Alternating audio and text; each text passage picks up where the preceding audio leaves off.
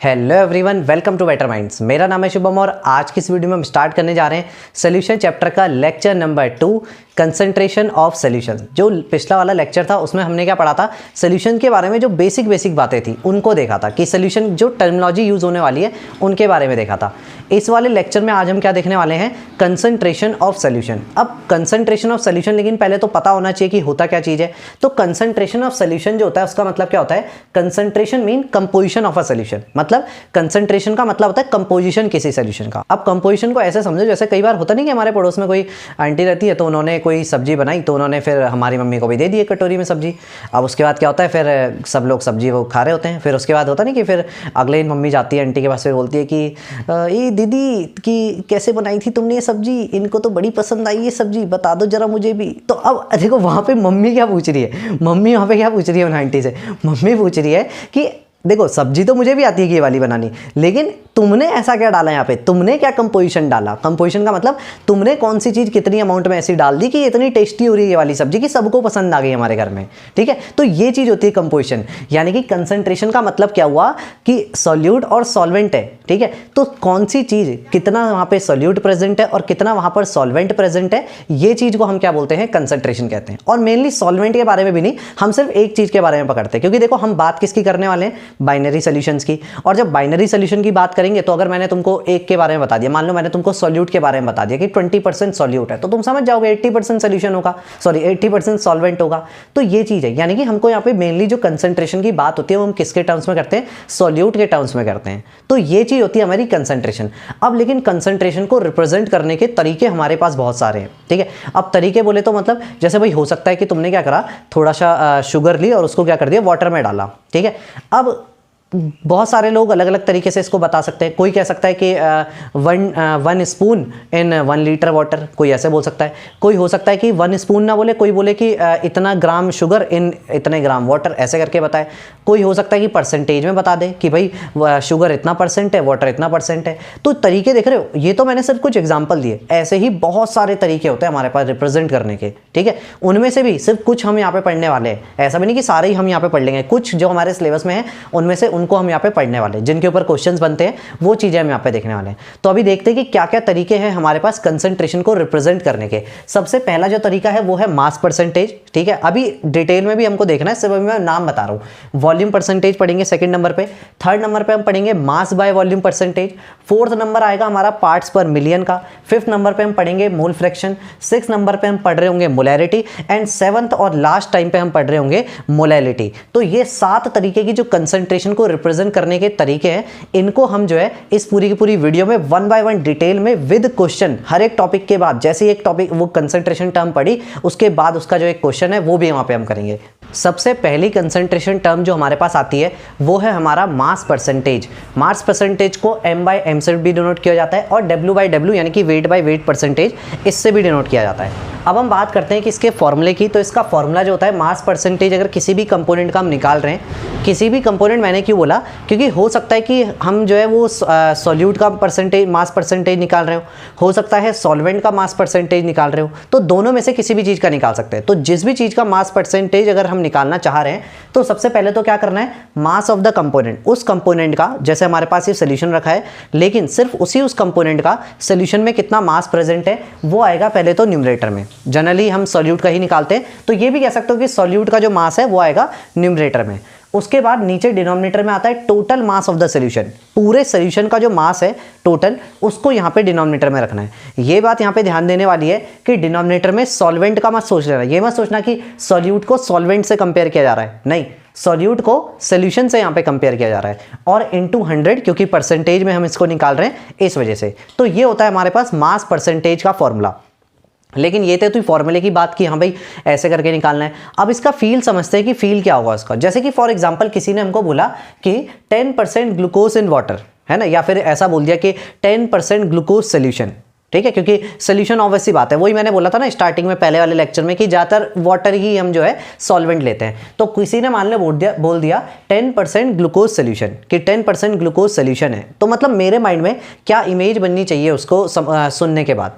ठीक है, तो 10% ग्लूकोज सोल्यूशन का मतलब ये होता है कि 10 ग्राम ग्लूकोज जो है, क्योंकि देखो 10% था तो 10 ग्राम ग्लूकोज जो है वो देखो ऊपर क्या था, सोल्यूट यानी कि उतना, और नीचे डिनोमिनेटर में क्या होगा, टोटल 10 ग्राम किस में से, 100 में से, ठीक है। यानी कि 10 ग्राम ग्लूकोज जो है वो 100 ग्राम जो मेरा सोल्यूशन है उसमें प्रेजेंट है सोल्यूशन में। लेकिन एक बात ध्यान रखना, जब मैंने बोला 100 ग्राम सोल्यूशन, तो उस 100 ग्राम में ये वाला 10 भी इंक्लूड हो रखा है ऑलरेडी, ठीक है। तो मतलब वो जो मैं सोल्यूशन का बता रहा हूँ 100 ग्राम, उसमें सोल्यूट प्लस सॉल्वेंट दोनों मिला के बता रहा हूँ, बट यहाँ पे ये फिलहाल अकेला है। तो ये मैं क्या समझूंगा, यहाँ पे 10 ग्राम ग्लूकोज जो है वो प्रेजेंट है 100 ग्राम सोल्यूशन में। यानी कि अगर 10 ग्राम ग्लूकोज है जो कि सोल्यूट है, 100 ग्राम मेरे पास सोल्यूशन है, तो सॉल्वेंट कितना होगा, पानी कितना होगा, 100 माइनस 10, यानी कि 90 ग्राम मेरा क्या है, वाटर होगा। तो मैं ये भी कह सकता हूँ इसको कि 10 ग्राम ग्लूकोज जो है, या तो मैं बोलूँगा कि 100 ग्राम सोल्यूशन में प्रेजेंट है, या फिर ये बोलूँगा कि 10 ग्राम ग्लूकोज जो है वो 90 ग्राम सॉल्वेंट में प्रेजेंट है, ठीक है। मैंने वहाँ से 10 कम कर लिया 100 में से, क्योंकि 10 तो यही था। अब बात आती है कि क्या ये सिर्फ 10 ग्राम ही है, क्या ये सिर्फ 90 ग्राम ही है, या फिर क्या वो सिर्फ 100 ग्राम है। तो ऐसा बिल्कुल भी नहीं है। यहाँ पे हम क्या कर रहे हैं, एक जनरल केस ले रहे हैं। हो सकता है कि 10 ग्राम ग्लूकोज हो ही ना, ये 5 ग्राम हो। अगर ये 5 ग्राम होगा तो ऑब्वियसली बात है, ये मैंने इसका हाफ करा तो इसका भी हाफ करना पड़ेगा फिर, है ना। तो यानी कि ये भी 50 हो जाएगा। बट मैं रेशो की बात कर रहा हूँ, है ना। हमें जो वैल्यूज रखनी होती है, हम यहाँ पे एक रेशो की एक बात कर रहे हैं यहाँ पे। तो ये जनरल हमने एक टर्म मतलब समझने के लिए कि भाई 100 सबसे बिल्कुल बेसिक वैसे नंबर था जो हम एकदम रिलेट भी कर पाएंगे, तो हमने इसलिए 100 लिया। तो किसी में भी ये मत समझना कि एग्जैक्ट इतना ही अमाउंट होगा 100 और 10 ऐसे, ये तो परसेंटेज था। मैंने एक आइडिया लगाया कि ऐसा ऐसा होगा, है ना, एक आइडिया लगाया बस यहाँ पे। अब इसके ऊपर हम देख लेते हैं, यहाँ पे एक क्वेश्चन हमको दे रखा है, 10 ग्राम सुक्रोज जो है वो डिजोल्व है 100 ग्राम वाटर में, find mass percentage of sucrose, यानी कि जो सॉल्यूट है उसका मास परसेंटेज मुझे निकालना है, ठीक है। तो सबसे पहले मास परसेंटेज कैसे निकाला जाता है, mass percentage is equal to, सबसे पहले हमने क्या पढ़ा था, मास ऑफ द कंपोनेंट, जिसका मास परसेंटेज निकालना है उसका पहले तो क्या रख दो, मास रख दो। तो भाई सुक्रोज का मास कितना है, 10 ग्राम है, तो मैं यहाँ पे रख ले रहा हूँ 10 अपॉन, नीचे क्या आता है, पूरे सोल्यूशन का मास आता है ना, total mass of the solution. लेकिन 100 ग्राम वाटर, ये तो सिर्फ सॉल्वेंट हुआ, सॉल्यूशन का मास क्या होगा, सॉल्वेंट प्लस सॉल्यूट का मास, यानी कि 10 प्लस 100, तो मतलब 10 प्लस 100 इन दोनों को मिला के हो गया। इनटू परसेंटेज निकालने के लिए 100 हमने यहाँ मल्टीप्लाई कराया, ठीक है। तो ये कितना हो गया, 10 अपॉन, ये नीचे ऐड होके 110 आ गया, इनटू 100, तो इससे ये हमने काट दिया, यानी कि 100 अपॉन 11, तो ये समथिंग आता है हमारा 100 अपॉन 11, यानी कि 9.09% के अराउंड ये हमारा आंसर यहाँ पे आ जाएगा। क्लियर है। तो ये हमने क्या कर दिया इस तरीके से, यानी कि मैं कह सकता हूँ कि जो भी मेरे पास ये सोल्यूशन है, सुक्रोज और ये वाटर का जो सोल्यूशन है मेरे पास, उसमें सुक्रोज कितना है, मैं ये बोल सकता हूँ कि ये 9.09% सोल्यूशन है सुक्रोज का, ये मैं इसको कह सकता हूँ। तो देखो एक पता लग गया ना मेरे को, एक आइडिया कंसंट्रेशन कि 9.09% जो है ऐसे करके, ये चीज़ मेरे को लग रही है यहाँ पे, आइडिया इस चीज़ का लग जाता है हमको। एक और क्वेश्चन मास परसेंटेज के ऊपर हम यहाँ पे देखने जा रहे हैं, और इस टाइप के क्वेश्चन भी काफ़ी ज़्यादा मास परसेंटेज से पूछे जाते हैं। कि डायरेक्ट क्वेश्चन जो हमने इससे पहले वाला किया था वो तो बहुत बेसिक क्वेश्चन था, है ना, उस टाइप के क्वेश्चन ज़्यादा पूछे भी नहीं जाते क्योंकि बहुत सिंपल है, वरना वो तो बहुत ईजी क्वेश्चन हो जाएगा। इस टाइप के क्वेश्चन कई बार पूछ लिए जाते हैं, जैसे 10 gram of NaCl is present in 100 ml of solution. यहाँ पे यूनिट देखना, 10 ग्राम NaCl है, यानी कि सॉल्यूट तो ये हो गया, वो प्रेजेंट है 100 ml सोल्यूशन में, जबकि मुझे सोल्यूशन का क्या चाहिए होता है, मास चाहिए होता है, ना कि वॉल्यूम। ये मुझे मिलीलीटर में क्या दिया है, वॉल्यूम दिया है सोल्यूशन का, ठीक है। चलो फिर बोला है कि find mass percentage of NaCl, NaCl का मास परसेंटेज निकालना है। अगर डेंसिटी है सोल्यूशन की 1.2 ग्राम पर मिलीलीटर, मुझे सोल्यूशन की डेंसिटी भी दी है। तो अब मेरे को यहाँ पे प्रॉब्लम क्या है कि यहाँ पे सोल्यूशन का वॉल्यूम दे रखा है, जबकि मुझे चाहिए था यहाँ पे मास। तो सोल्यूशन का वॉल्यूम देखते हैं कि हम कहीं से निकाल सकते हैं, यानी मेरे को यहाँ पे डेंसिटी दी है, ठीक है। तो डेंसिटी अब मेरे को यहाँ पे दी है, तो डेंसिटी का फॉर्मूला क्या होता है, density is equal to mass upon volume, ये होता है हमारे पास डेंसिटी का फॉर्मूला। डेंसिटी कितनी दी है, 1.2 ग्राम पर मिलीलीटर, यानी कि 1.2 दी है।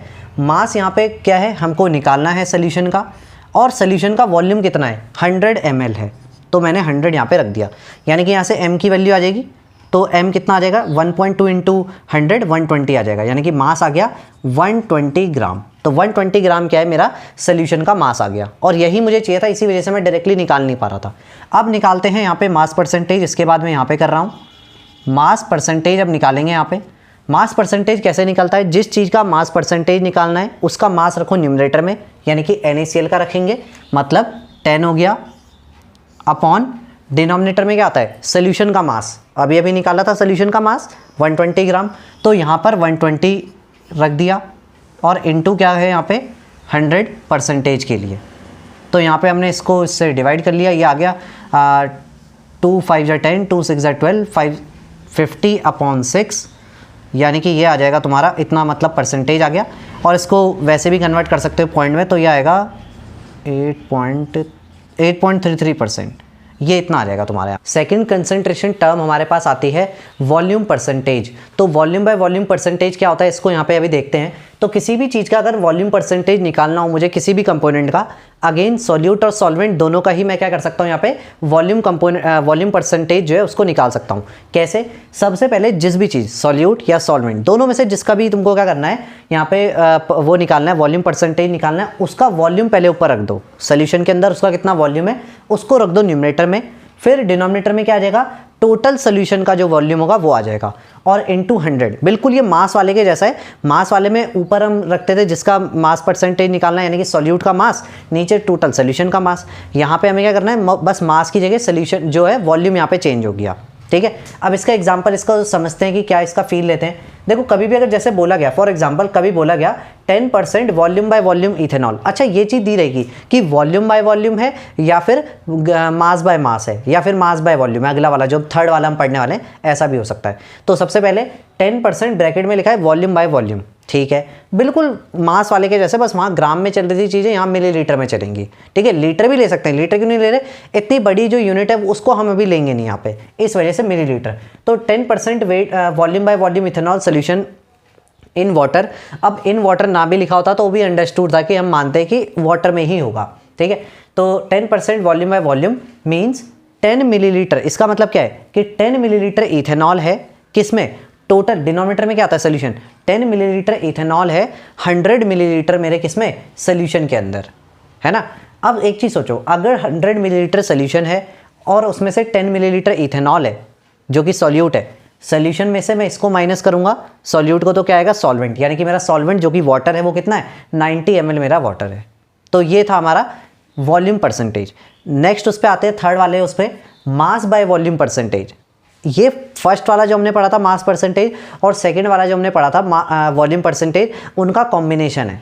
ठीक है, न्यूमरेटर जो है वो रहेगा फर्स्ट वाले का, डिनोमिनेटर रहेगा सेकंड वाले का। तो अभी इसको देखते हैं, मास बाय वॉल्यूम परसेंटेज। तो इसको निकालने का कैसा, जैसे भी कोई भी मान लो किसी सॉल्यूट का मुझे मास बाय वॉल्यूम परसेंटेज निकालना है तो क्या करना पड़ेगा, पहले आएगा ऊपर न्यूमरेटर में मास ऑफ द कंपोनेंट, उस कंपोनेंट का मास, डिनोमिनेटर में क्या आएगा, volume of the solution, total solution का वॉल्यूम। तो देख रहे हो ऊपर मास है नीचे वॉल्यूम है, जबकि पहले वाले में क्या था, ऊपर भी मास नीचे भी मास था। दूसरे वाले में क्या था, ऊपर भी वॉल्यूम नीचे भी वॉल्यूम था। लेकिन इसमें क्या है, उल्टा, ऊपर मास नीचे वॉल्यूम, और इनटू 100 तो परसेंटेज के लिए करना ही है। इसका फील लेते हैं, इसको ऐसी चीज़ों को कहाँ पे यूज़ करते हैं, जैसे कि एक शुगर सॉल्यूशन है जो कि 10% मास बाय वॉल्यूम है। 10% मास बाय वॉल्यूम से मैं क्या समझूंगा कि 10 ग्राम जो शुगर है वो 100 मिलीलीटर सोल्यूशन में प्रेजेंट है। इस बार मैं ऐसे नहीं कर सकता कि सोल्यूशन में से इसको माइनस करूं और फिर तुमको सॉल्वेंट कितना है वो बताऊं, क्योंकि सोल्यूशन का मेरे को वॉल्यूम दिया है मिलीलीटर में और उसका मेरे को मास दिया है ग्राम में। तो इन दोनों को तो कर नहीं सकता यहाँ पे अभी, बट बाकी और मेथड्स होते हैं, क्वेश्चंस में देखेंगे कैसे निकालते हैं। अब ये हमने यहाँ पे पढ़ लिए, ये वाला इतना ज़्यादा यूज़ नहीं होता मास बाय वॉल्यूम परसेंटेज, ज़्यादातर मास बाय मास या फिर वॉल्यूम बाय वॉल्यूम जो परसेंटेज है वही ज़्यादातर यूज़ होता है। अब इसके ऊपर हम देखते हैं, अभी फिलहाल यहाँ पे 2 क्वेश्चंस करते हैं, देन अगले टॉपिक पे पहुँचते हैं। तो सबसे पहले मैं यहाँ पे कहूँगा कि क्या करो, वीडियो को पॉज कर लो, इन दोनों क्वेश्चंस को देखो और इनको सॉल्व करो। ठीक है, वीडियो को पॉज करके इनको सॉल्व करो, फिर आंसर उसके बाद मैच करना। पॉज करो वीडियो को, फिर देखना। ठीक है, कर रहा हूँ, मैं कर रहा हूँ फिलहाल सॉल्व, तुम क्वेश्चन को देखो, सॉल्व करो। चलो अब आता है सबसे पहला वाला क्वेश्चन, यहाँ पे है एक शुगर सोल्यूशन है जो कि 10% मास बाय वॉल्यूम है। आगे मैं क्वेश्चन पढ़ भी नहीं रहा, मैं पहले इतनी सी कहानी को पहले सम अप करता हूँ। 10% mass by volume sugar solution. ठीक है, पहली बात तो सोल्यूशन जब बोल दिया और कुछ नहीं बताया तो समझ जाना कि वाटर में ही होगा, ऑब्वियस ही बात है। ठीक है, लेंगे लेकिन वाटर ही लेंगे। Sugar solution 10% mass by volume, मतलब 10 ग्राम शुगर प्रेजेंट होगी, लेकिन मास बाय वॉल्यूम है तो सोल्यूशन वॉल्यूम में दिया है, मतलब 10 gram sugar in 100 millilitre solution. ठीक है, शॉर्ट में लिख दिया। उसके बाद find its mass by mass percentage, निकालना क्या है, मास बाय मास परसेंटेज निकालना है।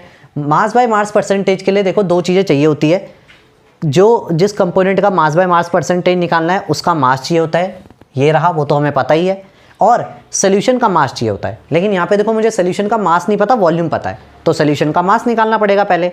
तो सोल्यूशन का मास निकालने के लिए हमको यहाँ पे डेंसिटी दी है, डेंसिटी की हेल्प से निकालूंगा। Density is equal to mass upon volume. Density हमको दी गई है 1.25 ग्राम पर मिलीलीटर। मास जो है सोल्यूशन का वो हमें निकालना है। वॉल्यूम सोल्यूशन का 100 मिलीलीटर है, ये हमको दिया हुआ है। तो यहाँ पे से मैंने 1.25 में 100 मल्टीप्लाई होगा तो 125 आएगा, यानी कि मास आ गया 125 ग्राम, क्योंकि डेंसिटी ग्राम पर मिलीलीटर में थी तो ऑब्वियसली बात है ग्राम में ही मास आएगा। अब मैं इसको थोड़ा सा यहाँ पे पार्टीशन करके इधर पे करता हूँ आगे का सॉल्व। निकालना क्या था एट द एंड, गोल क्या है, मास बाय मास परसेंटेज निकालने का। तो मास परसेंटेज निकाल रहे हैं हम यहाँ पर शुगर का।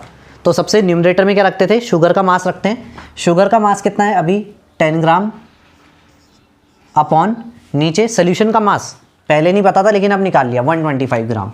तो 125 ग्राम इंटू 100, इसको सॉल्व करते हैं। 25 5 जा 125, 25 4 जा 100, 5 1 जा 5, 5 2 जा 10, 4 2 जा 8%।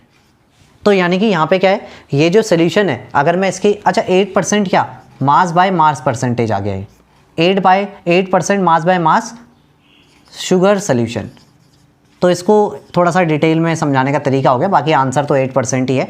तो 8% इसका आंसर आ गया। आई होप कि जिसने भी अगर वीडियो पॉज करके इसको सॉल्व किया होगा तो आंसर यही आया होगा, ठीक है। और कुछ तो होंगे जिन्होंने मार दिया होगा स्किप, है ना, कि कौन करे वीडियो पॉज, हम तो नहीं करेंगे, खुद मेहनत नहीं करेंगे, खुद से सॉल्व नहीं करेंगे। चलो आगे नेक्स्ट क्वेश्चन देखते हैं, इसको भी वीडियो पॉज करके सॉल्व कर लो, ठीक है। अब आता है a solution of HNO3 is 5% mass by mass. पहले इसको वो करते हैं कि मतलब क्या है, HNO3 का 5% मास बाय मास मतलब 5 ग्राम HNO3 है इन 100 ग्राम, 5 ग्राम HNO3 है 100 ग्राम सोल्यूशन में, क्योंकि मास बाय मास परसेंटेज है, तो यही हुआ। अब मुझे निकालना है मास ऑफ HNO3।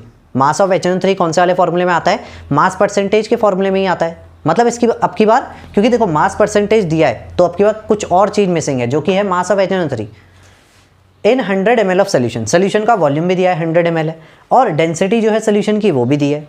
तो पहले तो डेंसिटी जो है उससे मैं निकालता हूँ मास ऑफ सोल्यूशन। तो अगेन जैसे यहाँ पे करा ये वाला सेम यही है, density is equal to mass upon volume. इतना नीचे, आई होप कि इतना नीचे दिख रहा होगा। डेंसिटी कोई नहीं, मैं बोल तो रही हूँ, 1.4 है डेंसिटी ग्राम पर मिलीलीटर। मास क्या है सोल्यूशन का, वो तो निकालना है, तो m की जगह m रखा। वॉल्यूम क्या है सोल्यूशन का, 100 ml, तो 100 रख दिया। 100 इंटू 1.4 तो ये आ गया 140 ग्राम। तो mass of solution is equal to 140 gram. नहीं दिख रहा तो मैं दोबारा बोल रहा हूँ, मास ऑफ सोल्यूशन आया मेरा आंसर 140 ग्राम। उसके बाद अब निकालना क्या है, मास ऑफ HNO3। तो पहले तो मास परसेंटेज जो है, मास परसेंटेज ऑफ HNO3, ये क्या होगा, पहले तो ऊपर रखेंगे mass of HNO3, mass of HNO3 रखना पड़ेगा ऊपर, ये हमें नहीं पता इसलिए लिख दिया आपकी बार। नीचे क्या आता है, मास ऑफ सोल्यूशन। सोल्यूशन का मास अभी निकाला 140 ग्राम, तो कितना आ जाएगा 140 ग्राम आ गया, इनटू 100, छोटा सा लिख दिया यहाँ पे। अच्छा, मास परसेंटेज HNO3 का पता है, बिल्कुल क्वेश्चन में दिया है 5%, तो 5 रख दी यहाँ पे वैल्यू, क्योंकि मास परसेंटेज पहले ही बोला तो 5 रखूंगा, ये नहीं 5 के साथ परसेंटेज भी लगा दिया, या तो फिर वहाँ 100 नहीं लगाना था अगर पहले यहाँ पे परसेंटेज भी लगाना है तो मास ऑफ HNO3 यानी कि ये हो गया मास। अच्छा 140 जो है वो 5 के साथ मल्टीप्लाई, क्रॉस इधर आ जाएगा, मल्टीप्लाई में आएगा, और वो 100 आएगा नीचे डिवाइड में, 0 से 0 कट गया, 5 1 जा 5, 5 2 जा 10, 2 7 जा 14। तो मास कितना आया, m इज इक्वल टू, अगर नहीं दिख रहा तो 7 ग्राम। HNO3 का जो मास है वो कितना है, 7 ग्राम। तो इस तरीके से जो क्वेश्चंस है इनको हमको करना है, और इससे ज़्यादा इधर उधर क्वेश्चन नहीं आते, इतने ही एरिया में ये फैले हुए क्वेश्चन आते हैं। डेंसिटी दे दी है ना, मास बाय मास निकालो, मास बाय मास दिया है तो मास बाय वॉल्यूम निकालो। इसी तरीके से जो यहाँ पे है क्वेश्चन है वो चलते रहते हैं। बाकी क्वेश्चन तो एक्चुअल में अभी आगे बनेंगे, जो हम आगे टॉपिक पढ़ने वाले हैं। 4th कंसंट्रेशन टर्म जो हमारे पास है वो आता है हमारा पार्ट्स पर मिलियन, PPMB जिसको हम कहते हैं। पार्ट्स पर मिलियन जो है वो ऐसी जगहों पे यूज़ होता है जहाँ पे कि हमारा जो सॉल्यूट है वो बहुत ही ज़्यादा कम अमाउंट में, बहुत ज़्यादा कम से मेरा मतलब है बहुत बहुत ज़्यादा कम अमाउंट में प्रेजेंट है जहाँ पे, और सोल्यूशन जो है ओवरऑल या सॉल्वेंट कह लो वो काफ़ी ज़्यादा है। तो इसका एग्जांपल देखते हैं। मान लो फॉर एग्जांपल जैसे कि पोल्यूशन होता है, पोल्यूशन को मेज़र किया जाता है PPM में, कि भाई सल्फर डाइऑक्साइड जो है वो हमारे लिए हार्मफुल है, हमको नहीं लेना वो। कार्बन मोनोऑक्साइड हार्मफुल है हमारे लिए, तो एटमॉस्फेयर में कितना कार्बन मोनोऑक्साइड है, कितना सल्फर डाइऑक्साइड है, इसको किस में नापेंगे, PPM में। क्योंकि सोचो इतनी सारी एयर है, ठीक है, उसके अंदर ये कार्बन मोनोऑक्साइड और ये जो है ये थोड़े से प्रेजेंट है। अब वो एक अलग बात है कि थोड़े से बोलने में ऐसा लग रहा है कि यार थोड़े से प्रेजेंट है, वो तो कंसंट्रेशन के हिसाब से थोड़े से हैं, लेकिन जब मैं उनको हमारी बॉडी के लिए जो हार्मफुल हैं वो तो बहुत ज़्यादा है, वो तो उतनी सी अमाउंट भी उनकी बहुत ज़्यादा हार्मफुल है हमारी बॉडी के लिए अगर हमने इनहेल कर लिया उनको तो। लेकिन यहाँ पे हम क्या करते हैं, यहाँ पे अगर मैं ppm के हिसाब से बताऊँ तो बहुत कम अमाउंट, क्योंकि एयर इतनी ज़्यादा, उसमें थोड़े थोड़े जो पार्टिकल्स हैं वो सल्फर डाइऑक्साइड और कार्बन मोनोऑक्साइड या अदर जो पोल्यूटेंट्स हैं उनके, इसीलिए जो पोल्यूशन है वो नापा जाता है ppm में। तो अभी इसको देखते हैं, वही चीज़ यहाँ पे बताई है, जब कोई भी सॉल्यूट जो है वो ट्रेस क्वांटिटीज़ में प्रेजेंट हो, यानी कि वेरी वेरी स्मॉल क्वांटिटी में, तो उस टाइम पे हमको ppm में रिप्रेजेंट करना चाहिए जो कंसंट्रेशन है उसको। एग्जाम्पल पोल्यूशन हो गया, जैसे पोल्यूशन को रिप्रेजेंट करना चाहिए हमको इसमें ppm में, कि इतना ppm आजकल जो है ppm जो है सल्फर डाइऑक्साइड का इतना पहुंच चुका है कि भाई पोल्यूशन कम करो। आजकल कार्बन मोनोऑक्साइड का जो है ppm इतना पहुंच गया कि भाई गाड़ियाँ इतनी ज़्यादा मत चलाओ तुम ऐसे करके। तो ये चीज़ हो गई हमारी। अब इसका फॉर्मूला देखते हैं ppm का फॉर्मूला क्या है, number of parts of the component, जिसका ppm निकालना है उसके कितने पार्ट्स हैं, ठीक है, नीचे टोटल कंपोनेंट के कितने पार्ट्स हैं। अब ऑब्वियसली बात है यहाँ पे टोटल ऑल कंपोनेंट मतलब पूरा का पूरा जो सोल्यूशन है उसके पार्ट्स होंगे बहुत ज़्यादा और ऊपर वाला होगा बहुत कम। तो आंसर क्या आ रहा था, एक्चुअल में बहुत ज़्यादा छोटा आंसर आ रहा था, मतलब 0.0000 ऐसे कुछ करके तब वैल्यू आ रही थी। तो हमने क्या करा, इसीलिए ये तो ठीक है कोई दिक्कत नहीं, लेकिन इंटू 10⁶ कर दिया। अब सोचो जो 0.000 आ रहा है 10⁶ पॉइंट जो है वो 10 पॉइंट पीछे खिसक गया हो, तो यानी कि आराम से यहाँ पे क्या आएगी, एक वैल्यू जो ऐसी कोई 0.00 वाली नहीं, एक प्रॉपर ढंग की वैल्यू आएगी फिर हमारे पास। तो इसीलिए ppm में रिप्रेजेंट करते हैं। तो यहाँ पे 100 नहीं 10⁶ आएगा यहाँ पे ppm में। 10⁶ यानी कि हमारा कितना हो गया, 10 लाख हो गया यहाँ पे, ये 1 मिलियन मतलब, ठीक है 1 मिलियन। तो इसीलिए पार्ट्स पर मिलियन बोलते हैं कि 1 मिलियन में किसी चीज़ के कितने पार्ट्स हैं। अब इसको समझते हैं, इसका थोड़ा फील लेते हैं। जैसे यहाँ पे बोला गया 2 ppm सल्फर डाइऑक्साइड सोल्यूशन, कि 2 ppm सल्फर डाइऑक्साइड का सोल्यूशन है।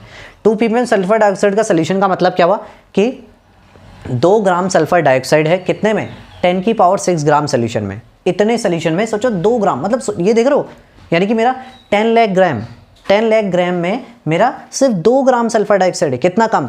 लेकिन वही बात है ना कि ये चीज़ ही ऐसी है कि इतनी कम अमाउंट में भी बहुत ज़्यादा हार्मफुल हो जाएगी हमारे लिए। तो इस वजह से क्या होता है, हम इसको ppm में रिप्रेजेंट करते हैं ऐसी चीज़ों को जो बहुत कम अमाउंट में प्रेजेंट होती है कहीं पर। अब हम आते हैं हमारे यहाँ पे 5th कंसंट्रेशन टर्म, यानी कि जिसको हम कहते हैं मोल फ्रैक्शन, उसके ऊपर। तो अभी मोल फ्रैक्शन नाम से ही पता लग रहा है जैसे कि जो सोल्यूशन में चीज़ें प्रेजेंट होंगी उनके मोल्स का कुछ फ्रैक्शन वगैरह से रिलेटेड यहाँ पे चीज़ आने वाली है, ठीक है। मोल फ्रैक्शन को रिप्रेजेंट किया जाता है x से, ठीक है। यहाँ पर जैसे मान लो फॉर एग्जांपल अगर मैं किसी एक a कंपोनेंट है उसका मोल फ्रैक्शन निकाल रहा हूँ, तो उसको मैं रिप्रेजेंट कैसे करूँगा, x लिखूंगा और उसके नीचे सबस्क्रिप्ट में a लिख दूंगा। जैसे कि यहाँ पे अगर मान लो मैं a का निकाल रहा हूँ तो xa लिख दूंगा। अगर कोई b कंपोनेंट है तो मैं उसके लिए क्या लिखूंगा, xb लिख दूंगा यहाँ पे, ठीक है। इस तरीके से मतलब, और जो भी कंपोनेंट होगा उसके नीचे कुछ भी उसकी आइडेंटिटी लिख देंगे यहाँ पे। फॉर एग्जांपल मैं NaCl का निकाल रहा हूँ तो x नीचे छोटा सा NaCl लिख दूंगा। तो इस तरीके से रिप्रेजेंट करने का पहली बात तो तरीका होता है इसको। अब आते हैं इसके फॉर्मूले के ऊपर। तो इसका फॉर्मूला देखो क्या होता है, जिस भी चीज़ का मैं मोल फ्रैक्शन निकाल रहा हूँ न्यूमरेटर में तो क्या आएगा, उस चीज़ के कितने मोल्स प्रेजेंट है सोल्यूशन के अंदर वो आ जाएंगे, यानी कि number of moles of the component present in the solution के अंदर कितने मोल्स उसके प्रेजेंट है। अच्छा, डिनोमिनेटर में क्या आएगा, डिनोमिनेटर में देखो सोल्यूशन में बहुत सारी चीज़ें हो सकती है, काफ़ी सारे सॉल्यूट सॉल्वेंट, ये मतलब काफ़ी सारी चीज़ें हो सकती है। तो जितने भी सॉल्यूट और जो भी सॉल्वेंट वहाँ पे प्रेजेंट है उन सब का टोटल का जो सम होगा, मतलब उन सबके मोल्स का टोटल का जो सम होगा, टोटल जो नंबर ऑफ मोल्स है वो डिनोमिनेटर में आ जाएंगे, यानी कि total number of moles of the components आएगा। यहाँ पे जितने भी यहाँ पे कंपोनेंट्स प्रेजेंट है उनके टोटल नंबर ऑफ मोल्स नीचे आएंगे। अब टोटल का मतलब ये मत कर देना कि ये जो ऊपर वाला है उसको तो ऊपर ले लिया नीचे ले लिया, नहीं, जो ऊपर लिया है वो भी आएगा नीचे, सब आएंगे। मतलब डिनोमिनेटर में तो टोटल आएगा, जितना भी सोल्यूशन में जितनी चीज़ें प्रेजेंट है उन सब का मोल्स जो है वो डिनोमिनेटर में भी आएगा। क्लियर है। अब बात करते हैं, मान लो मैं फॉर एग्जांपल एक लेता हूँ, यहाँ पे बाइनरी सोल्यूशन की बात करता हूँ। बाइनरी सोल्यूशन क्या होता है, जिसमें एक सॉल्यूट होता है और एक सॉल्वेंट होता है, बात खत्म यहीं पे, है ना। तो इस तरीके से, तो अब क्या होता है देखो, जैसे मान लो फॉर एग्जांपल कोई मेरा बाइनरी सोल्यूशन है, जैसे मान लो मेरे पास है a प्लस बी, ए मेरा सॉल्यूट है, बी मेरा सॉल्वेंट है, कुछ भी लेता हूँ, और यहाँ पे क्या बन गया, इसको मिला के मान लो फॉर एग्जांपल सोल्यूशन बन गया। अब मेरे को बोला गया यहाँ पे कि मैं ए कंपोनेंट का क्या निकाल लूँ, यहाँ पे ए कंपोनेंट का मोल फ्रैक्शन निकालूँ। तो निकालूंगा कैसे, सबसे पहले तो एक्स इसको डिनोट करते हैं मोल फ्रैक्शन को, नीचे ए लिखा है, इससे पता लग रहा है कि मैं ए कंपोनेंट का मोल फ्रैक्शन निकाल रहा हूँ। अब न्यूमरेटर में क्या आएगा, एन जो होता है वो डिनोट करता है नंबर ऑफ मोल्स को, नंबर, अगर ये पहले ही पढ़ा होगा काफ़ी क्लास 11th वगैरह में, ठीक है। नंबर ऑफ मोल्स जो है वो n से डिनोट करते हैं, तो Na का मतलब है number of moles of A upon, क्योंकि मैंने बोला बाइनरी वो बाइनरी सोल्यूशन है, यानी कि सिर्फ 2 ही चीज़ें, तो n of A plus n of B, यानी कि number of moles of A plus number of moles of B, यानी कि total number of moles of the component हो गए ना, क्योंकि 2 ही कंपोनेंट, तो 2 को ही मिला के टोटल हो गया। तो इस तरीके से यहाँ पे निकाला जाता है। अभी अगर किसी को यहाँ पे मोल्स वगैरह कैसे निकालते हैं इसमें प्रॉब्लम हो रही है, तो अभी हम एक क्वेश्चन करेंगे, उससे क्लियर हो जाएगा ये भी कि किस तरीके से इसको करते हैं।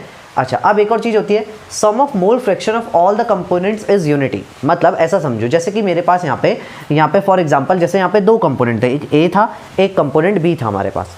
अब कंपोनेंट ए का मोल फ्रैक्शन मैं निकालता हूँ और कंपोनेंट बी का मोल फ्रैक्शन निकालता हूँ, और मुझे पता है कि ए और बी के अलावा सोल्यूशन में और कोई चीज़ प्रेजेंट है नहीं, तो इन दोनों का जो भी मोल फ्रैक्शन आएगा उसका जो टोटल जो सम अगर मैं करूँगा तो वो क्या आएगा, मेरा 1 आएगा। अब ऐसा नहीं कि सिर्फ 2 के लिए ये हो रहा है, सोल्यूशन के अंदर जितने भी कंपोनेंट प्रेजेंट है, जितने भी सॉल्यूट हैं और जो सॉल्वेंट है, उनको अगर मैं सबके मोल फ्रैक्शन को अगर ऐड कर दूं तो 1 आता है। एक चीज़ ऐसा समझो, मोल मैं निकाल के आ रहा था, नाम क्या है इसका, मोल फ्रैक्शन। फ्रैक्शन मतलब क्या होता है कि टोटल जो चीज़ है उस चीज़ में इस चीज़ का हिस्सा कितना है भाई, और अगर मैं सबके हिस्सों को मिला दूंगा तो टोटल एक पूरी की पूरी एक चीज़ बन जाएगी ना, वो पूरा का पूरा जो सोल्यूशन है वो बन जाएगा मेरा यहाँ पे। यानी कि जैसे पिज़्ज़ा की स्लाइस होती है, पिज़्ज़ा होता है, जैसे पिज़्ज़ा में क्या होता है भाई, मान लो फॉर एग्जांपल 8 स्लाइसेस उसमें कटी हुई है। अब भाई 8 लोगों को बांट दी तो हर पर्सन पे कितना आया, 1/8 ऐसे करके हिस्सा आया। लेकिन अगर मैं सबसे 1/8 हिस्से को ले लूँ और पूरा एकदम दोबारा वापस मिला दूँ तो क्या बन जाएगा, एक पिज़्ज़ा बन जाएगा ना, वापस एक चीज़ बन जाएगी। तो सेम वैसे ही चीज़ है। इसीलिए क्या होता है यहाँ पे, जैसे मान लो कोई चीज़ है उसमें मान लो n नंबर, अब मुझे नहीं पता कि भाई एक सोल्यूशन है उसमें बहुत सारी मतलब सॉल्यूट और सॉल्वेंट जो है वो प्रेजेंट है, ठीक है। अब मुझे नहीं पता, सॉल्वेंट तो एक ही होगा, सॉल्यूट बहुत सारे प्रेजेंट है। अब वहाँ पर क्या होगा, देखो वहाँ पर जितने भी कंपोनेंट है x1 x2 सब का मतलब मोल fraction of first component, second component, third component का मोल फ्रैक्शन करते करते कहाँ तक, n कंपोनेंट्स का, n मतलब जितने भी कंपोनेंट्स है वहाँ तक का मोल फ्रैक्शन निकालो, सबका टोटल सम करोगे तो कितना आएगा, 1 आएगा। यानी कि पूरी की पूरी एक चीज़ बन जाएगी। और ये 1 क्यों आया, क्योंकि एक सोल्यूशन है ना वो पूरा का पूरा, इसलिए 1 आया वहाँ पे। क्लियर है। तो ये था हमारा मोल फ्रैक्शन के बारे में। अब इसके ऊपर एक क्वेश्चन करेंगे और सारे जितने भी यहाँ पे जो भी हमने चीज़ें पढ़ी वो 1 बाय 1 यहाँ पे क्लियर हो जाएंगी। और हाँ, यहाँ पे जो मास परसेंटेज वाला कॉन्सेप्ट है वो भी इस वाले क्वेश्चन में यहाँ पे लगेगा, तो वो भी काफ़ी अच्छे से दोबारा क्लियर होगा। अभी देखते हैं यहाँ पे हमको कह रहा है a solution has 46% mass by mass ethyl alcohol in water. ठीक है, इथाइल अल्कोहल वही इथेनॉल वाला, ठीक है। तो एक सोल्यूशन है जिसमें 46% मास बाय मास है। 46% मास बाय मास का मतलब अगर याद हो किसी को, इसका सोल्यूशन करते हैं यहाँ पे। अगर याद हो 46% मास बाय मास कौन है, इथाइल अल्कोहल वाटर के अंदर प्रेजेंट है, मतलब सॉल्यूट ये है और सॉल्वेंट हमारा ये है। कितना प्रेजेंट है, 46% मास बाय मास। मतलब मैं ले लेता हूँ फॉर एग्जांपल, मैं ऐसा मानता हूँ जो टोटल जो मेरा सोल्यूशन है वो मेरा कितना ग्राम का, 100 ग्राम का मैं लेके चलता हूँ। अगर 100 ग्राम का मेरा टोटल सोल्यूशन है, मतलब मैंने क्या लिया, लेट सोल्यूशन बी 100 ग्राम। यहाँ पे मैंने सोल्यूशन को ले लिया 100 ग्राम। उसमें से क्या कह रहा है, 46% मास बाय मास कौन है, इथाइल अल्कोहल। मतलब 100 ग्राम का 46% कितना होगा, इसीलिए देखो नंबर ऐसा लिया 100, ताकि इजीली 100 का 46% कितना होगा, 46 ही होगा, है ना। तो 100 का 46% क्या हो जाएगा, 46 ग्राम, यानी कि 46 ग्राम कौन है, इथाइल अल्कोहल प्रेजेंट है।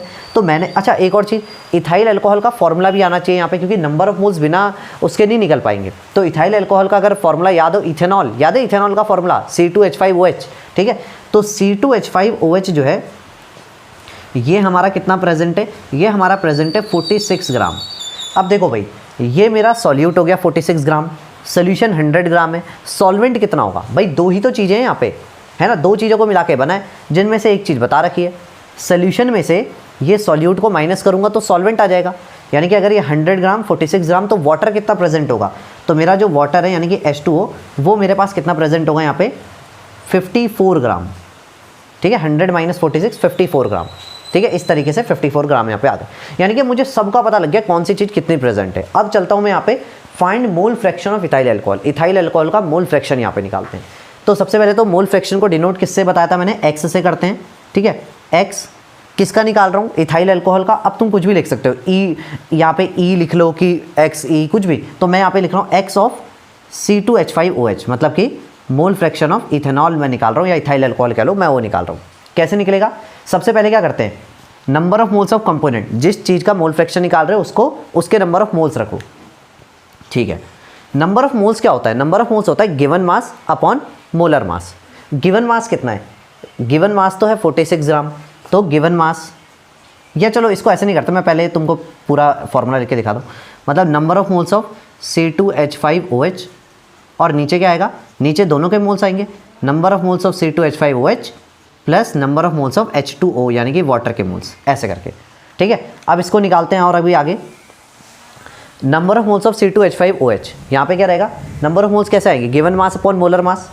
गिवन मास कितना है 46 ग्राम यहाँ पे, तो गिवन मास कितना हो जाएगा यहाँ पे 46 अपॉन मोलर मास कितना होता है। अब C2H5OH का मोलर मास निकालना पड़ेगा, तो C2H5OH का मोलर मास निकालते हैं, यहाँ पे निकाल लेते हैं। कार्बन कितने हैं, 2 है, एक कार्बन का होता है 12, ठीक है, तो 2 कार्बन का 12 2 24, तो 24 आ गया।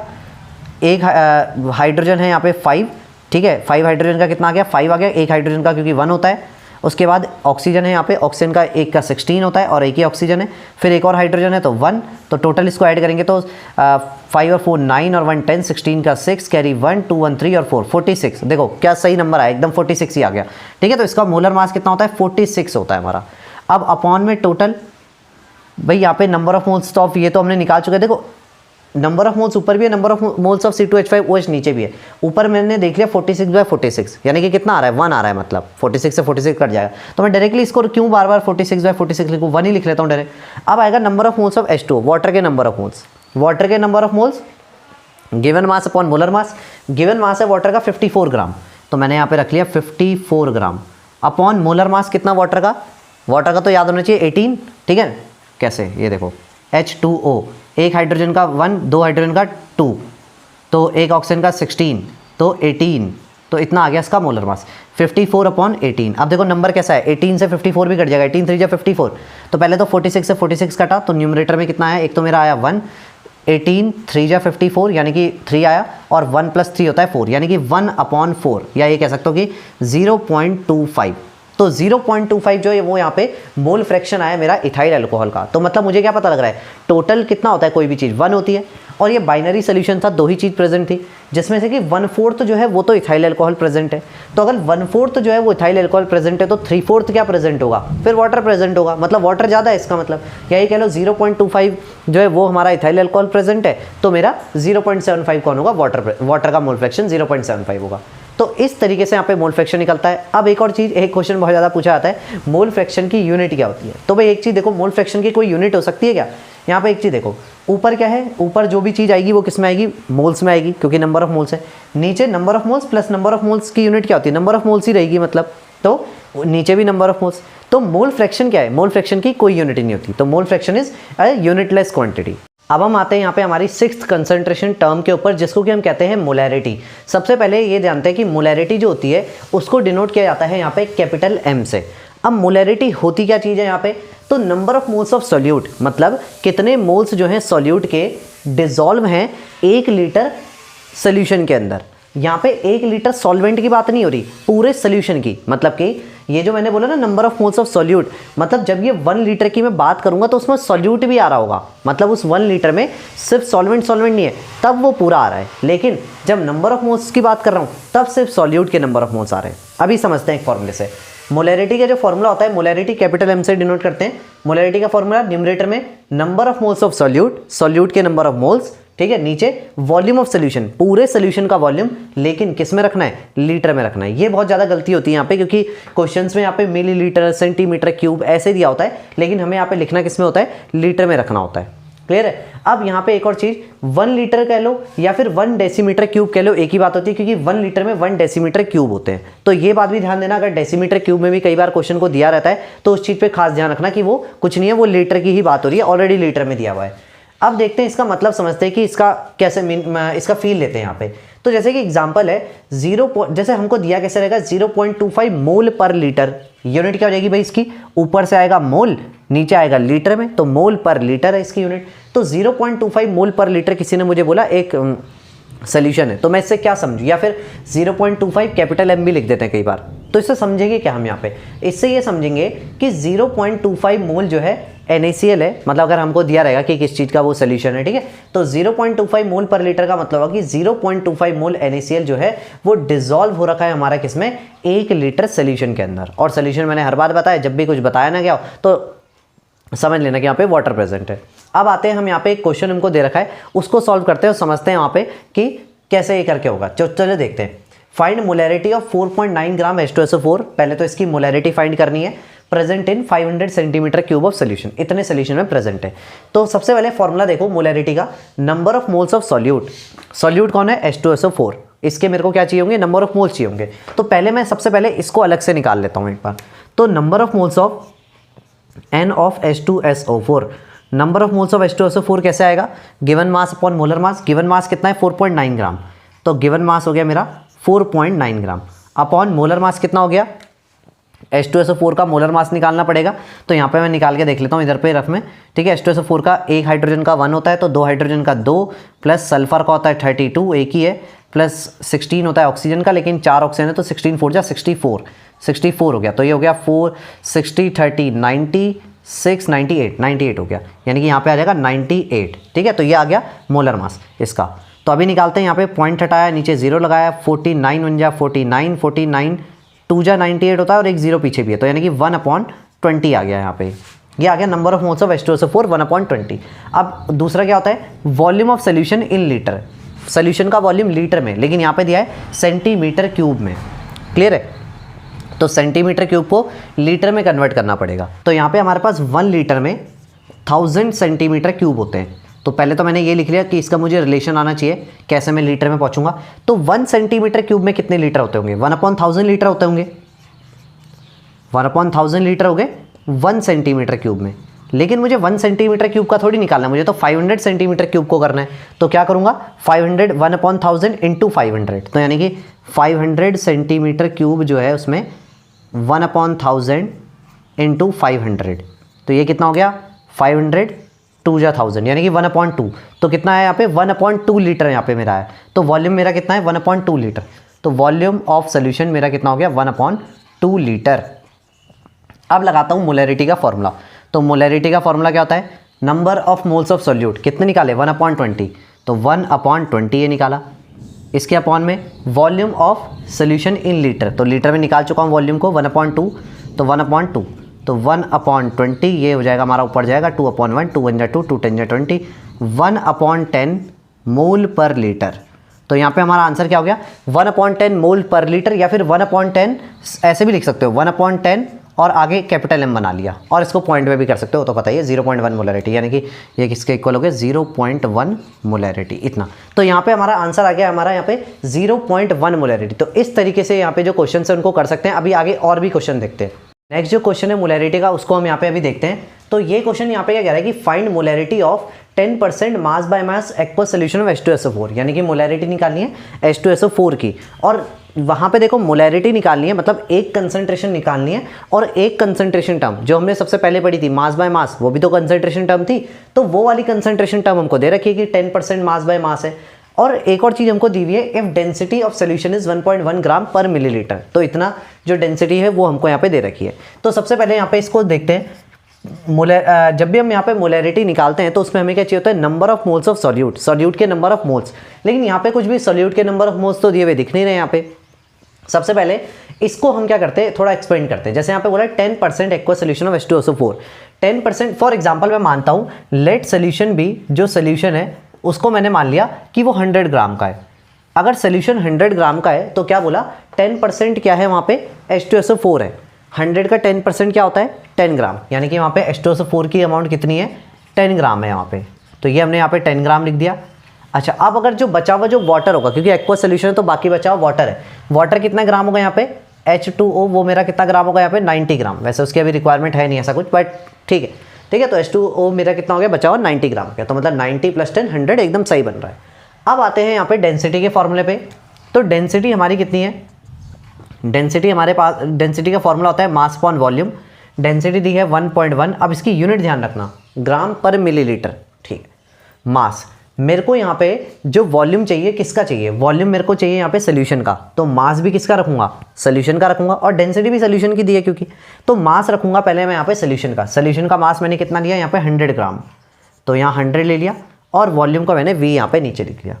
वॉल्यूम को वहाँ भेजता हूँ V, तो ये कितना हो गया? 100 और 1.1, तो इसका एक पॉइंट हटाऊंगा तो ऊपर एक 0 आ जाएगा, यानी कि 1000/11 मिलीलीटर है। लेकिन ये क्लियर है।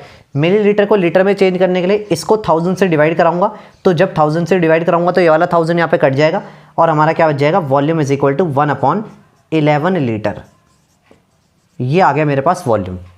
अब निकालते हैं, बस यहाँ पे वॉल्यूम आ गया, हमें यही चाहिए था क्योंकि मास तो मुझे यहाँ पे पहले से पता था, मतलब नंबर ऑफ मोल्स तो निकालने के लिए ईजी हो जाएगा। तो अब मैं यहाँ पे निकालता हूँ इसको मोलैरिटी को। मोलैरिटी क्या होता है, number of moles of solute, solute के number of moles. Given mass कितना है, H2SO4 का गिवन मास है 10 अपॉन मोलर मास, अभी पिछले क्वेश्चन में निकाला था H2SO4 का 98, होल में अपॉन में यहाँ पे क्या आएगा, volume of solution in litre, तो कितना है 1/11 लीटर, 1/11। बस अब इसे सॉल्व करना है यहाँ पे 10/98 इंटू 1/11, तो ऊपर ऊपर चला जाएगा, ठीक है। इस तरीके से बस यहाँ पे 110/98, अब इसको पॉइंट में अगर निकाल लोगे या फिर इसको ऐसे ही छोड़ दो तो मोल पर लीटर, क्योंकि मोलैरिटी आई है तो मोल पर लीटर यहाँ पे 110/98 मोल पर लीटर, तो इतना यहाँ पे आंसर आ गया। तो इस तरीके से भी दिया जा सकता है तुमको यहाँ पे क्वेश्चन कि पहले कोई दूसरी कंसंट्रेशन टर्म दी है, उसके बारे में थोड़ी सी डेंसिटी वगैरह और कोई या फिर और कोई इन्फॉर्मेशन दे दी और उसको देन मोलैरिटी में कन्वर्ट करना है, तो इस तरीके से भी क्वेश्चन आते हैं। अब आते हैं हम कुछ इंपॉर्टेंट मोलैरिटी टर्म्स के ऊपर, कि कई बार ऐसा होता है कि क्वेश्चन में तुमको ये नहीं बोला जाएगा कि मोलैरिटी इतनी है या उतनी है, ऐसे करके नहीं बोला जाएगा, वर्ड्स के साथ खेलेंगे। कैसे, जैसे मान लो इंपॉर्टेंट मोलैरिटी टर्म में कभी कभी बोलेंगे कि अ मोलर सोल्यूशन ऑफ NaOH, या ऐसा, जैसे मान लो इस वाले में फॉर एग्जांपल मैंने बोला अ molar solution of H2SO4, H2SO4 का एक मोलर सोल्यूशन है। अब तुम कहोगे यहाँ पे मोलर सोल्यूशन ऑफ H2SO4, हाँ मतलब ठीक है, बट कितना, मोलैरिटी कितनी है, और वहाँ पे लिखा होगा बस मोलर सोल्यूशन। तो मोलर का मतलब क्या हुआ, मोलर सोल्यूशन का मतलब कि मोलैरिटी है 1, मतलब 1 है मोलैरिटी। कई बार लिखा होगा a bimolar solution of H2SO4, या कोई भी, बाई मोलर मतलब मोलैरिटी है 2। कभी लिखा होगा सेमी मोलर, मतलब मोलैरिटी है 0.5। कभी लिखा होगा डेसी मोलर, मतलब मोलैरिटी है 1/10 यानी कि 0.1। कभी लिखा होगा सेंटीमोलर, सेंटीमोलर मतलब 1/100 मोलैरिटी है, मतलब कि 0.01 मोलैरिटी है। तो इन वर्ड्स को भी काफ़ी अच्छे से याद करना है तुमको यहाँ पे, ठीक है। इन ये जो वर्ड्स होते हैं इनको काफ़ी ज़्यादा कई बार क्वेश्चंस में यूज़ कर लेते हैं। अब हम देखते हैं मोलैरिटी के अंदर का ही एक टॉपिक जिसको कि हम कहते हैं मोलैरिटी ऑफ आयंस, यानी कि यहाँ पे हम मोलैरिटी ही निकालेंगे, लेकिन किसकी बात अभी हो रही है, यहाँ पे आयंस की बात अभी हम कर रहे हैं। तो अभी देखते हैं कि किस तरीके से यहाँ पे वहाँ से थोड़ा सा डिफरेंस क्या होता है वहाँ पे, इसको हम देखेंगे। सबसे पहले यहाँ पे एक क्वेश्चन दिया है, उसके क्वेश्चन से ही हम यहाँ पे समझ जाएंगे कि क्या होता है मोलैरिटी ऑफ आयंस। एक क्वेश्चन दिया है, जैसे बोला है if 53 gram of Na2CO3, 53 gram Na2CO3 है, वो डिजॉल्व है 500 मिलीलीटर सोल्यूशन के अंदर, ठीक है। ये लीटर में नहीं है, मिलीलीटर में दिया, ये ध्यान देना है। तो हमें मोलैरिटी निकालनी है एक तो Na2CO3 की।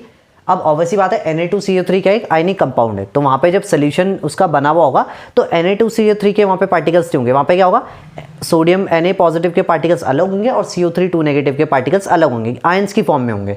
तो हमको उन अलग अलग जो आयंस है उनकी भी मोलैरिटी निकालनी है, और सबसे पहले तो यहाँ पे साथ में निकालनी है Na2CO3 की यहाँ पे मोलैरिटी निकालनी है। तो देखते हैं यहाँ पे निकालते हैं। हमारे पास फॉर्मूला क्या होता है मोलैरिटी का, molarity is equal to number of moles of solute, solute यानी कि Na2CO3 के मोल्स निकालने।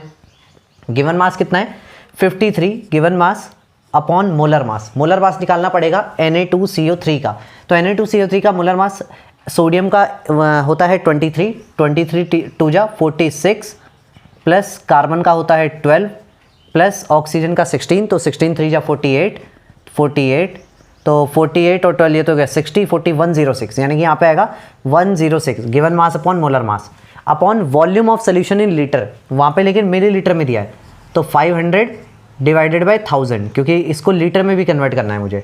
अब निकालते हैं 53 1 जा 53 53 2 जा 106, यानी कि 1/2, 500 1 जा 500 500 2 जा 1000, 1/2 और नीचे भी है 1/2, तो 2 से 2 कट गया और यहाँ पे कितना आ गया 1 मोल पर लीटर, यानी कि यहाँ पे जो हमारे पास जो ये सोल्यूशन है इसकी कंसंट्रेशन कितनी आई है यहाँ पे 1 मोल पर लीटर। अब मुझे निकालनी है मोलैरिटी Na पॉजिटिव की, फिर उसके बाद CO3 2 नेगेटिव के। इसके लिए पहले मैं देखता हूँ कि जो Na2CO3 है वो टूटता कैसे, वो ब्रेक कैसे होता है। तो सबसे पहले इसकी रिएक्शन लिखता हूँ यहाँ पे मैं, Na2CO3 जब भी ये टूटेगा तो ये इस तरीके से कुछ टूटेगा, मतलब कि Na पॉजिटिव की फॉर्म में और प्लस CO3 2 नेगेटिव की फॉर्म में। अब लेकिन एक चीज़ देखो, यहाँ पे सोडियम कितने हैं 2 हैं, तो यहाँ पे बैलेंस करने के लिए मुझे 2 सोडियम लगाने पड़ेंगे, मतलब कि एक Na2CO3 का जो मॉलिक्यूल मेरे पास होता है वो 2 तो Na पॉजिटिव आयन निकालता है और एक CO3 2 नेगेटिव का आयन निकालता है, ये मेरे पास इनकी रिएक्शन हो गई। और हमको यहाँ पे हम मान के चलेंगे कि इनका जो डिसोसिएशन है वो 100% हो रहा है। मतलब हम वो नहीं लेंगे कि अल्फा वगैरह यहाँ पे नहीं लेंगे, याद है ना अल्फा डिग्री ऑफ डिसोसिएशन वगैरह, वो भी क्वेश्चन बनता है, लेकिन अभी वो नहीं ले रहे हैं।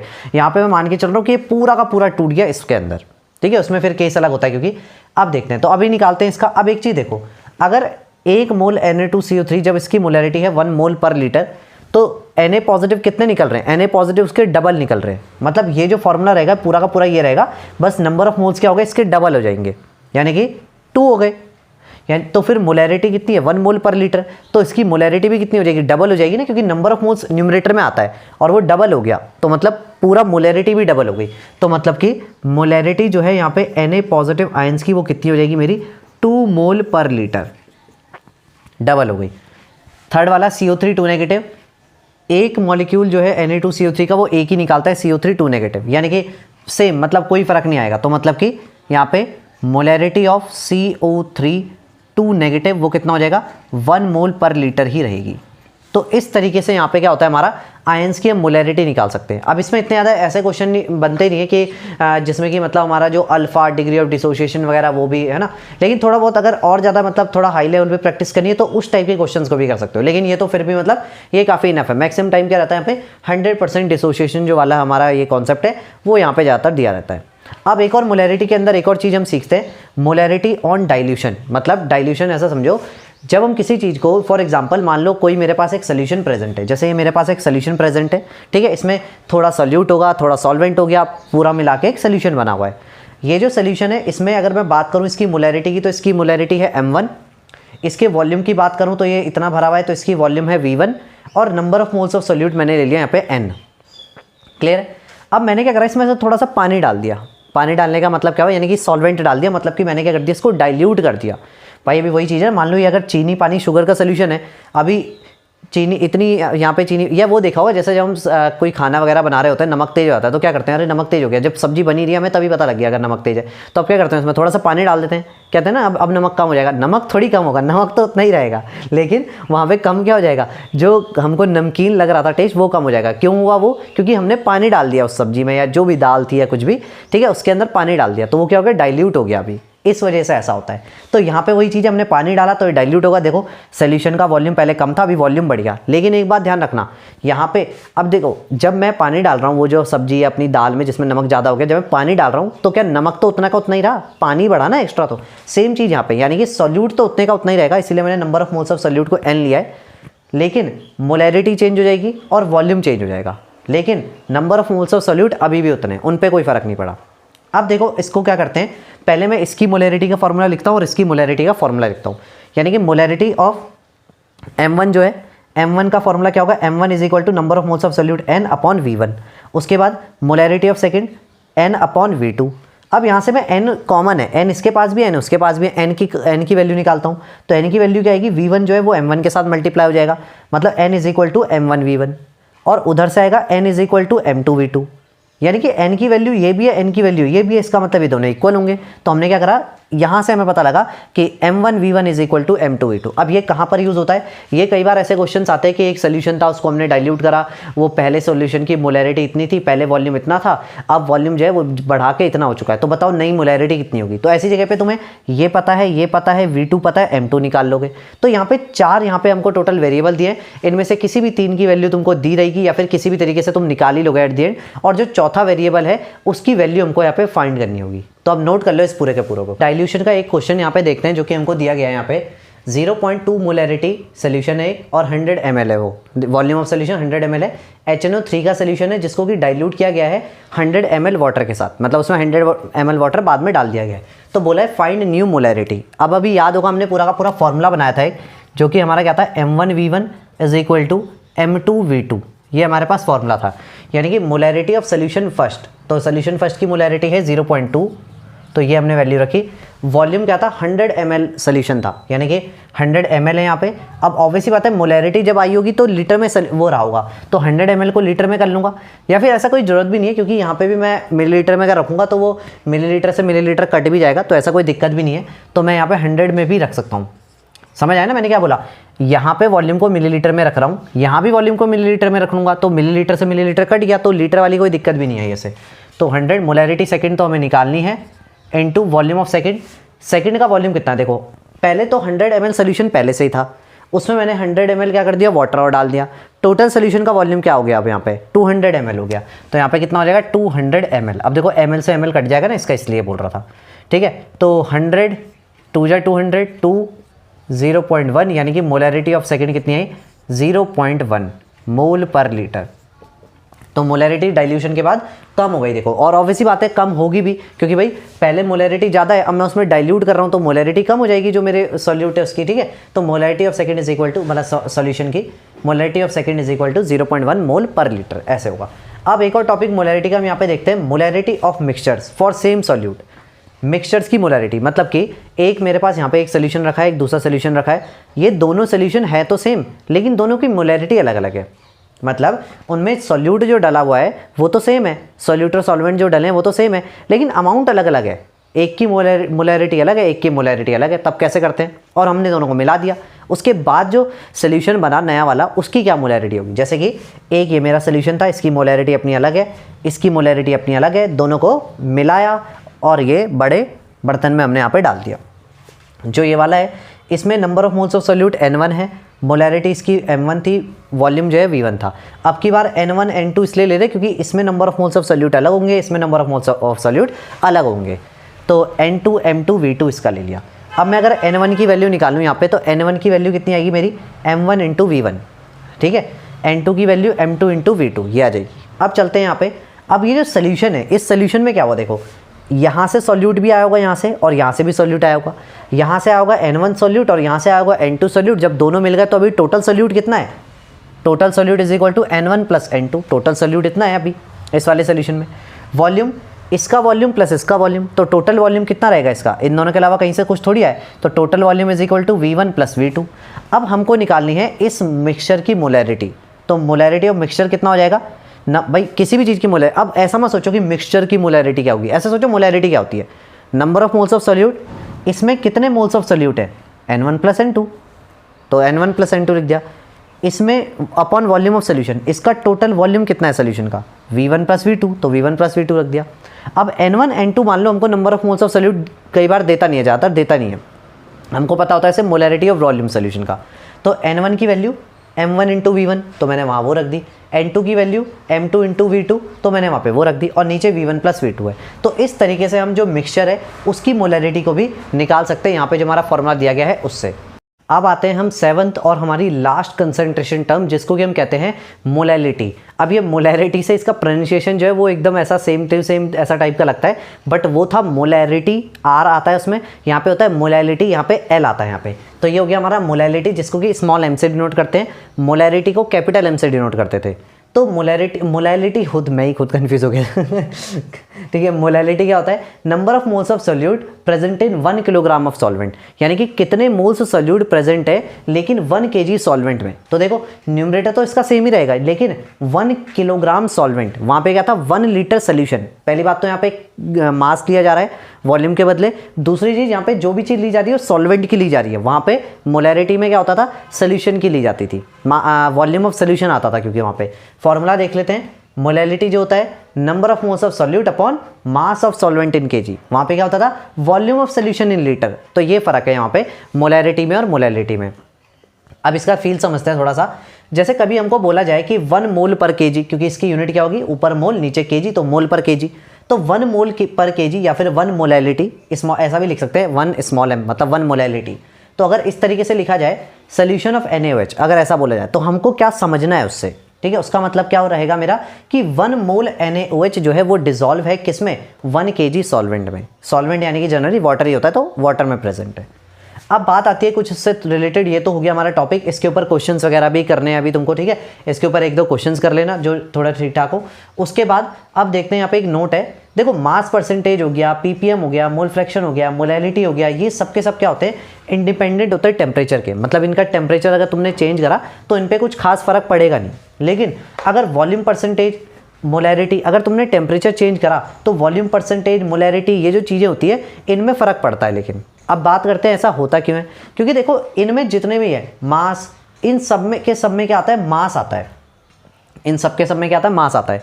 और जो मास होता है वो हमारा क्या होता है, वो टेम्परेचर पे डिपेंड नहीं करता। किसी चीज़ का मास बढ़ाने पे टेम्परेचर नहीं, किसी चीज़ का टेम्परेचर बढ़ाने पे उसका मास नहीं चेंज हो जाएगा। लेकिन वॉल्यूम जो होता है वो टेम्परेचर के साथ साथ क्या होता है, चेंज होता है। वॉल्यूम मोलैरिटी में भी आता है, वॉल्यूम परसेंटेज के फॉर्मूले में भी आता है। तो अगर मैं टेम्परेचर चेंज करूँगा तो इन दोनों की वैल्यू क्या हो जाएगी, थोड़ी चेंज हो जाती है। थोड़ी क्या, काफ़ी, कई बार तो काफ़ी चेंज हो जाती है। तो इनकी वैल्यू जो होती है वो काफ़ी चेंज हो जाती है। क्यों, वही बात बता रखी है कि वॉल्यूम जो है वो टेम्परेचर पर डिपेंड करता है और मास टेम्परेचर पर डिपेंड नहीं करता। तो इसको नोट कर लो, ठीक है। चलो तो फिर मिलते हैं हम यहाँ पे नेक्स्ट वीडियो में। आई होप कि यहाँ पे सारा का सारा जो यहाँ पे टॉपिक है, जितनी भी यहाँ पे कंसंट्रेशन टर्म है वो समझ में आई होंगी। अगर इस वीडियो से रिलेटेड अब कोई भी डाउट है तो उसका यूट्यूब के कमेंट सेक्शन में या फिर इंस्टाग्राम पे मैसेज करके पूछ सकते हो। तो चलो मिलते हैं फिर नेक्स्ट वीडियो में, तब तक के लिए पढ़ाई करते रहो और मजे करते रहो।